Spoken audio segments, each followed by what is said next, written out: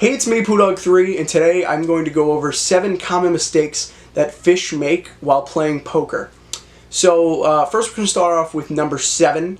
Number 7 is it's kind of controversial, but these fish, they tend to have very, very tiny IQs and very tiny brains, so that means usually that they don't comprehend how the game actually works. Number 6, it's quite simple. Sometimes the sharks that they're playing with, they tell them incorrect rules, so sometimes it's not always their fault that they don't comprehend how the game even works. Number 5, sometimes they have really tiny fins and their cards just go whip, whip, whip onto the camera, and everybody can see their hand.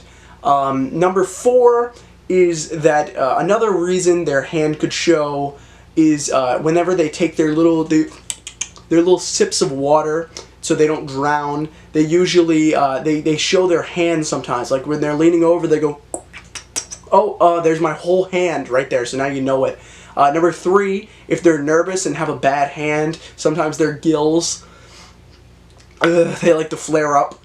So that's never good. You know, that's always a bad sign. Number 2 is that if they get a royal flush, they're afraid to use it because of their ancestors whenever they would get flushed down the toilet after dying.